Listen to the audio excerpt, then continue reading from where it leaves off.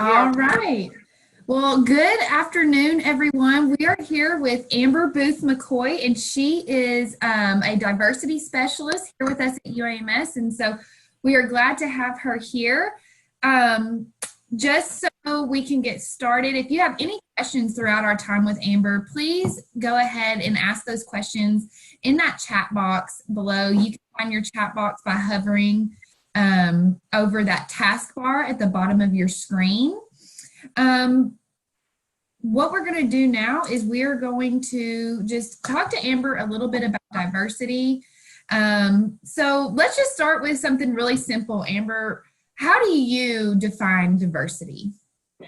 I define diversity as the multiple dimensions that make up the holistic view of a person. So a lot of times that's, I guess, the primary would be gender or sexuality, things like that, but it includes everything from thinking styles to personality to spiritual beliefs to all of that. Okay. So what does having a diverse organization, especially at UAMS, mean for everyone? So considering patients, employees, visitors, what does that mean? So a diverse workforce is good for everyone, but diversity happens naturally. People are naturally not the same. So an inclusive workforce would be where employees or patients, all of that, are going to get the best outcomes possible in everything. If you're just thinking about teams, and a team where I'm able to bring my whole self. And that doesn't mean that everyone agrees with everything that everyone says, but there's a sense of belonging in inclusive teams. And so you are comfortable bringing different parts of yourself. And it could be everything from researchers trying to figure out multiple perspectives or different ways to look at that, because with inclusion comes intentionality, right? So it may be making sure that you have multiple voices at the table, multiple ethnicities, at the table, perspectives, all of that, to come up with the best solution.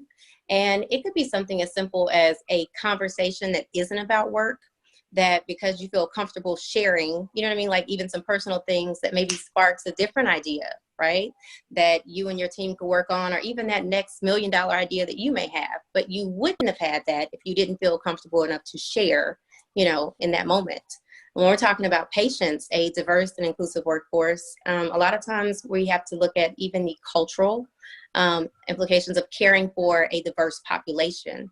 And so it is important to have healthcare providers that represent the population they're trying to serve. So there are things about my culture, things about the way I operate and people in my community operate that may be different than yours. But if that is going to directly affect patient care, even something as simple as how we use a word, right, then it makes a difference to best patient outcomes, everything for the team. And in business, you just make more money with more diverse teams and when women are leading them. Well, that, your point brings up me going back to your TED Talk that you did in February, talking about patients and just different cultures. And you shared a great story about a little girl who was getting her hair done. That was something that I didn't know that. I had no idea. Could you share that story with us? Sure. I have a friend that works in the ED. And so she's an African-American female. She was coming out of a patient's room and she heard two of her white counterparts talking about the patient, which was a little Black girl who had come in with burns on her back. And they were trying to decide if they were going to call CPS. The parents had said that it was an accident, but they were just kind of concerned about, these burns. And so my friend asked if she could take a look at them, and she did. And so the little girl had braids. And a lot of times in the African-American community, when you get your hair braided, you get it dipped in very, very hot water to lock in the style. Thing is, after that, you sit like this, so that it doesn't touch you. But she's a little girl, and she obviously leaned forward, and then there were burns on her back. So my friend was able to come out and say, hey, listen, I'm pretty sure this is what happened here. I mean, you can see where the braids, touch the skin, that kind of thing. But if they weren't willing to listen to someone else's cultural experience, well, then, those parents would be dealing with the Child Protective Services case for doing hair the way they normally do. I mean, on a Saturday, on a Sunday, but even when it comes to certain words, I was just talking with someone who recently, there was a word, so the person was, Spanish was their first language. And there was a word that was different in the English language and the Spanish language, but it sounds very much the same. Well, needless to say, because of this one word, this person ended up with a surgery, right, that they did not need to have. But it was because they did not understand, right, what was being told to them and all this other information, but that has to do with culture. So we're able to have diverse healthcare professionals and not just interpreters, but you know what I mean? Like if I know that down here in the South, we call pop pop or soda soda, or you know what I mean? Like, and I can say it the way you would best understand it. So it's not just about using the formal, you know, interpretation of words and things like that, but the way you would best receive that information. Mm-hmm. Those are perfect examples of why it's so important to have diversity in our teams. Those are examples that, you know, I'm not really in a patient-centered care role, but that is something that I think is great examples that we should learn from. Do we have any questions right now, Lisa? No questions so far. Okay. I'm anxiously awaiting. Yes. So when it comes to our current situation that we're in regarding COVID-19, what role does diversity play in a situation like now? So we have been going nonstop because now is the time when it is time to look at things with different lenses. And that's what the Division for Diversity, Equity, and Inclusion is supposed to do. We assist with being a thought partner when we're looking for solutions and making sure that we're getting information out equitably, right? So you and I are having this conversation in English, but we have an institution that has employees from almost 90 countries. So needless to say, there are many different languages spoken in UAMS, but even externally, when we're talking about the Arkansas population, whether it's Arabic, Vietnamese, Marshallese, Spanish, all of these different languages, communicating in just English, we're going to miss out, right, on people understanding everything that they need to understand about COVID and everything going on. So working with communications, right, to make sure that information is going out to where it needs to go, but not even that, making sure that I don't need to know the way every other culture needs to hear this information. I need to be able to bring people to the table that would best know how to communicate, right, that information to those communities specifically. So, for instance, we're working on COVID, we're calling them COVID chats and facts, where we're sitting down and interviewing different healthcare professionals about different things. This last video we did was about myths, but we did myths in Arabic, Marshallese, Spanish, and English, right? Because culturally, right, what the myths are in each of those populations is very different. So you don't need to put the same standard message, right? Because equality is not what we're looking for. Equity is where we give what is needed to whom it is needed, right? So if there is not a large, overwhelming idea that putting lemon in your nose stops COVID in my community, doesn't mean that it's not in a different, community. We need to be able to make sure that we squash all of that everyone has the accurate information. And not just when it comes to that, but when we're talking about the new way that we are learning, right? And all of the new ways that we're doing our business meetings and things like that, how to make sure you're being inclusive during all of that. So we have departments asking questions about, the best way to structure meetings now, or how to go about doing their distributive learning or things like that, because they want to make sure that we have the chance to kind of reshape our entire cultural landscape right now. I think that's what's exciting to me. I know if there's nothing exciting about COVID, to me, it is whatever normal looks like after this, because we get to shape what that looks like completely. And that's exciting to me.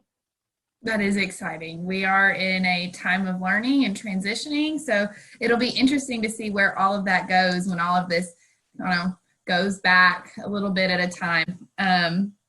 So I had a question that was emailed to me. What are some examples of actions or behaviors that are really more allusions to diversity? So what are some things that people do that they think are just that could be mistaken for diversity in the workplace? Can be, I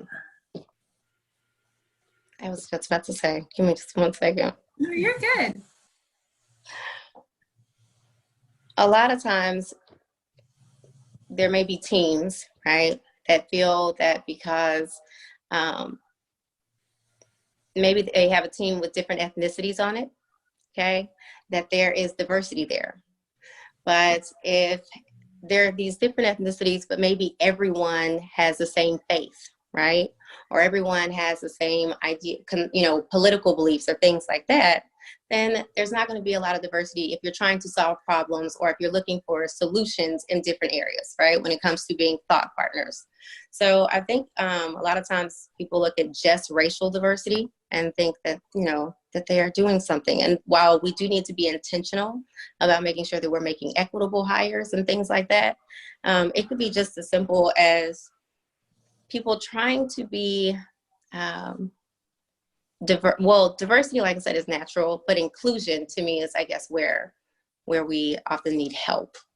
And that's not just putting up pictures of multi-ethnic people on websites, but there are also things that people do that don't hold much weight. Like everyone wants to write a diversity statement, and that's awesome, but there's no literature or even, survey feedback responded saying, you know what, that diversity statement I saw at this school really made a difference to how, they treated me there.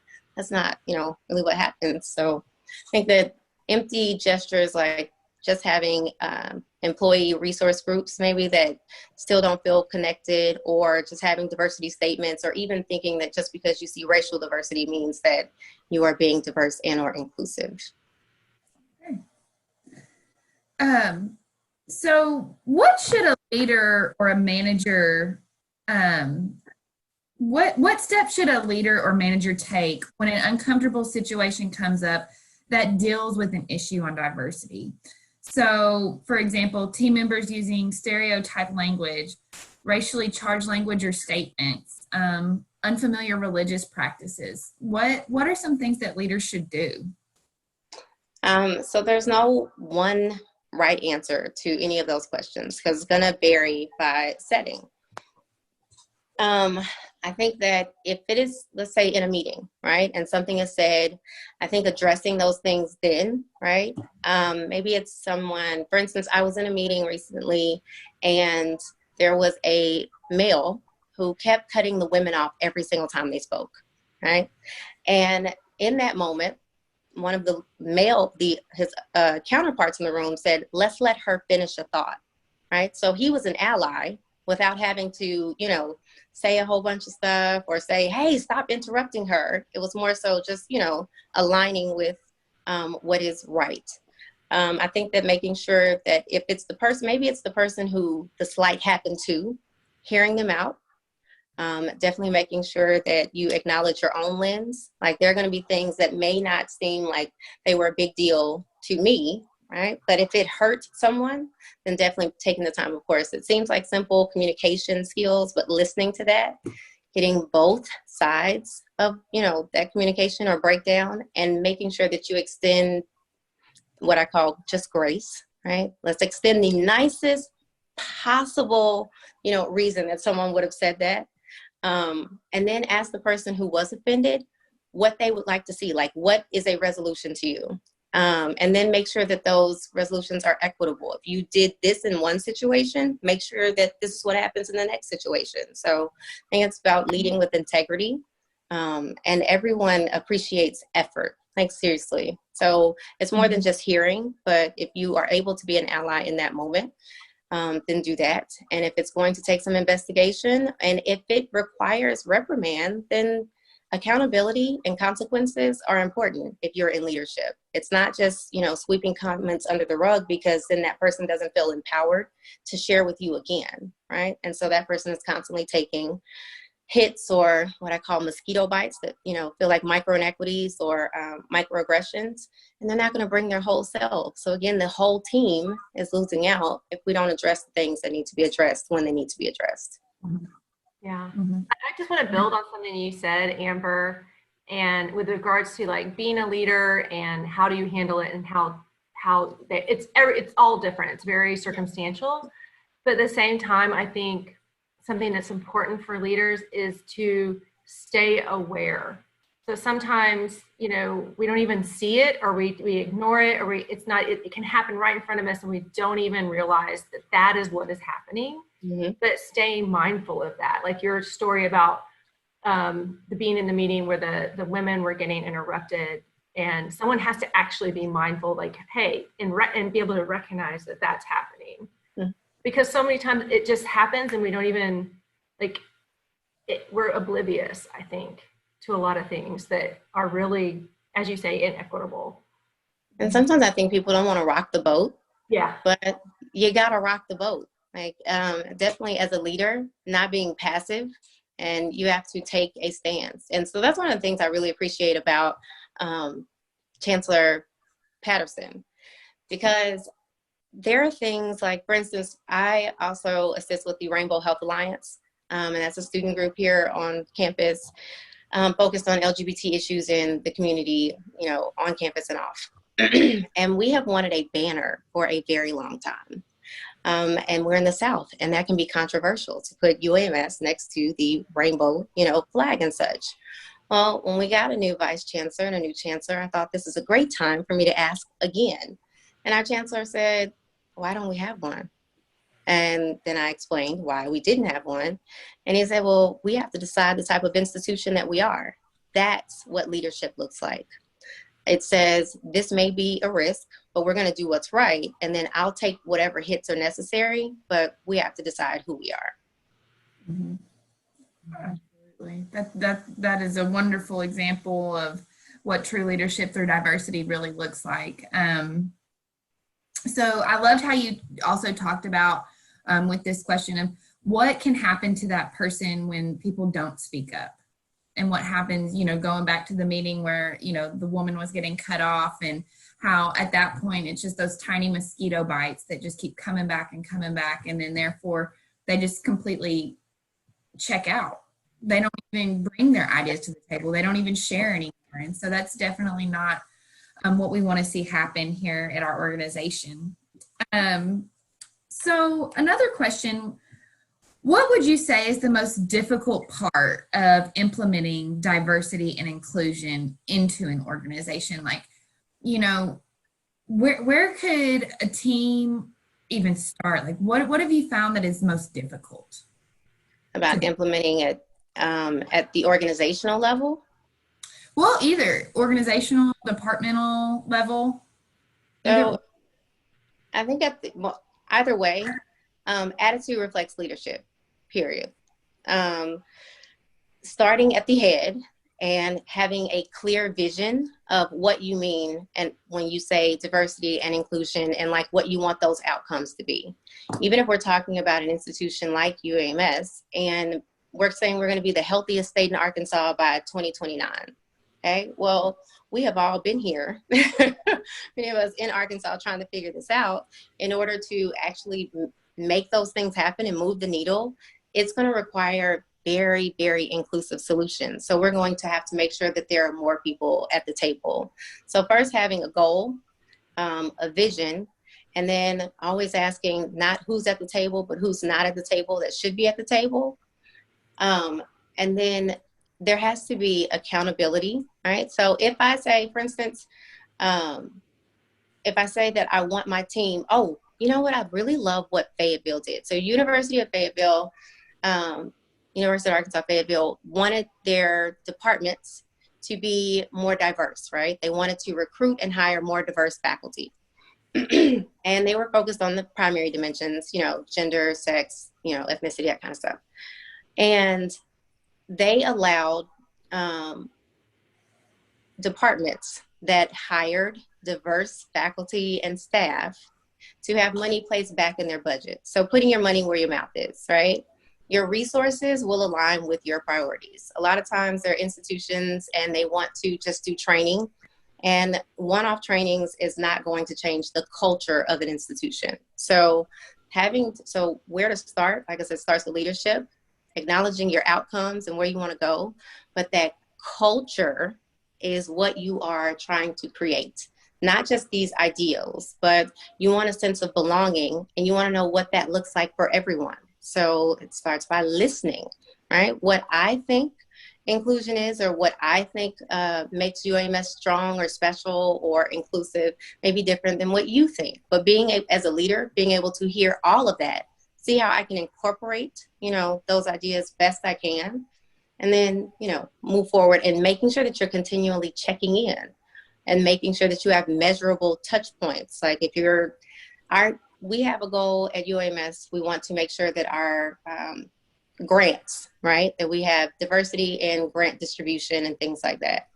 Well, we have to make sure that we put structures in place in order to do that, because we have been wanting these things forever. But if we're not going to put in mentoring programs, if we're not going to teach, professors how to go from associate to full, if we're not going to actually put mechanisms in place for success, then those things don't really matter. So making sure that you start with the head, making sure those resources align with those priorities, making sure that it is measurable, and not thinking about diversity like it's some disparate idea and it just means this one thing, and putting diversity in a box, because it's so vast that it has, to do with everything. Anything you can think of, you get better outcomes when it comes to thinking about it multiple ways. Perfect. So, in your opinion, Amber, what is UAMS's number one opportunity when it comes to diversity?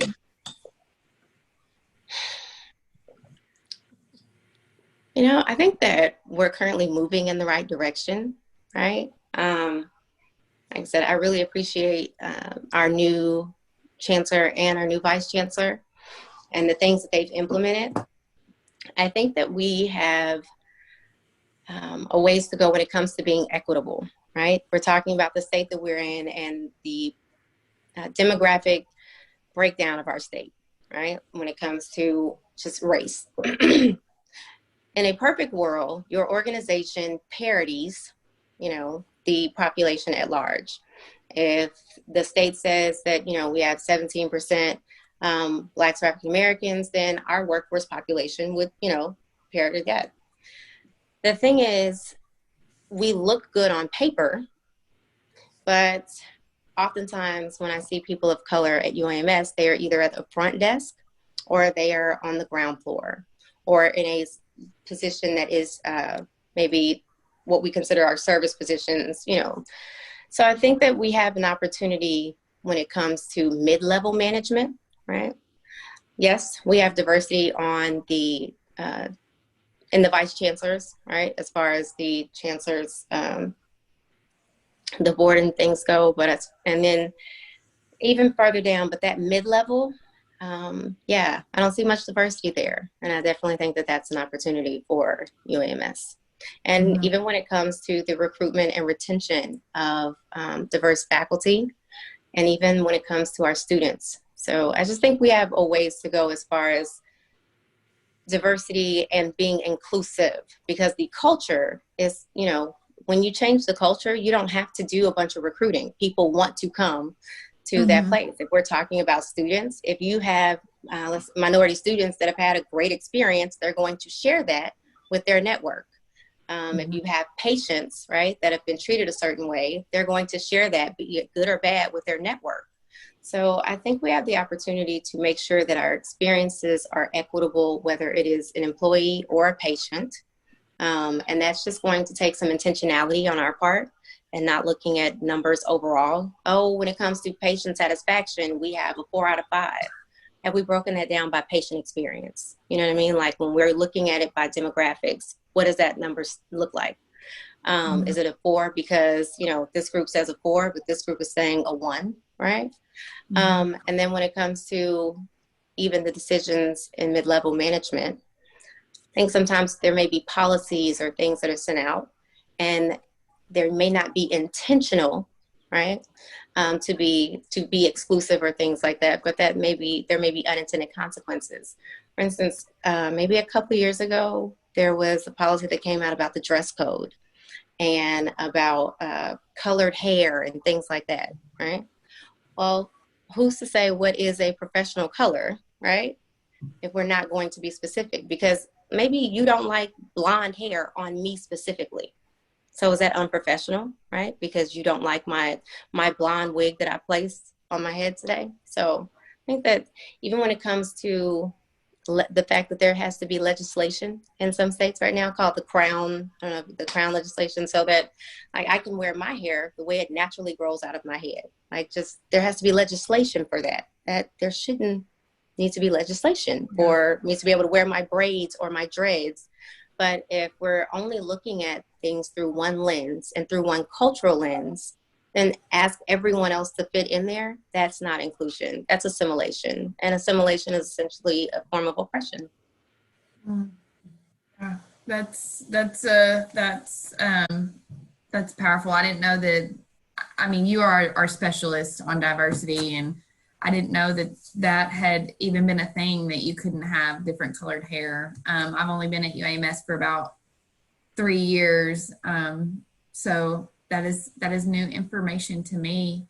Right now we have about 4 minutes left. So again, I want to encourage you all to, if you have any questions that you want to ask, go ahead and ask them in our group chat, and I'll make sure that we'll get to them. But before we end, I want to ask you, Amber, just one last question. And so tell me about what resources are available to employees and students to learn more about diversity. On campus, we have the Academy for Inclusive Excellence, which is just a cadre of courses that we have with multiple facilitators on everything from race, ethnicity, microaggressions, implicit bias, intentional inclusivity in the classroom. We have courses on recruiting diverse faculty, all of that. Externally, there are lots of institutions that I like. Honestly, Ohio State, the Kiwan Institute, they are a leading thought partner when it comes to the D&I space. And so they have books and things that you can download.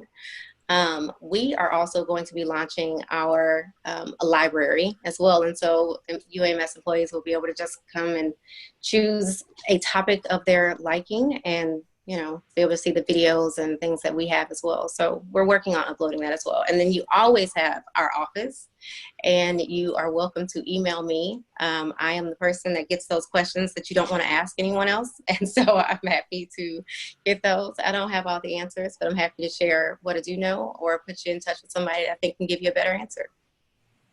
Great, great. So what we're going to do now is we're going to take all of this information that you've given us, Amber, and we're going to put it in a one-page overview for all of the individuals that weren't able to make it today. And we're going to post this recording online and within my Compass. But it doesn't look like we have any questions that have come through chat. And so I know sometimes diversity can be... Because I answered them all. I'm just so good. You did. You answered every one of them. You got it. You got it. Even the hard ones, so.